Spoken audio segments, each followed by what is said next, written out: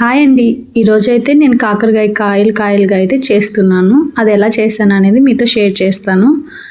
ఇప్పుడు ఒక mixie jar తీసుకొని పుట్నాల పప్పు అయితే ఒక హాఫ్ కప్ తీసుకున్నాను. అందులో ఒక స్పూన్ జీలకర్ర, వెల్లుల్లి రెబ్బలు, అలాగే మనకి కారానికి తగ్గట్టుగా కారం వేసుకొని ఒక స్పూన్ ఉప్పు వేసుకొని మిక్సీ పట్టుకోవాలి. ఇదంతా ఒక గిన్నెలోకి తీసుకోవాలి. ఇందులోనే ఎండు కొబ్బరి ముక్కలు వేసుకోవచ్చు. నా దగ్గర ఎండు కొబ్బరి ప్రస్తుతం లేదు, అందుకని నా దగ్గర పచ్చి కొబ్బరి ఉంటే ఆ ముక్కలన్నీ కట్ చేసి మిక్సీ జార్లో వేసుకొని ఇలా కోర్సుగా మిక్సీ పట్టుకున్నాను. ఇదంతా మనం ముందుగా మిక్సీ పట్టుకున్న పౌడర్లో వేసి మొత్తం బాగా కలుపుకోవాలండి.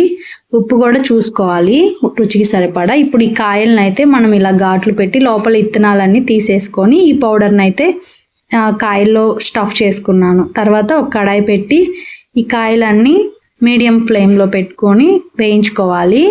పైన మూత పెట్టి కొద్దిగా వాటర్ వేస్తే అడుగంటకుండా కాయలు అయితే వేగుతాయి. మూత తీసి ఒకసారి మళ్ళీ రెండో వైపుకి టర్న్ చేసుకోవాలి. ఇలా మధ్య మధ్యలో కలుపుతూ వేయించుకోవాలి. వేగిన తర్వాత ఇవన్నీ ఒక ప్లేట్లోకి తీసుకోవాలండి.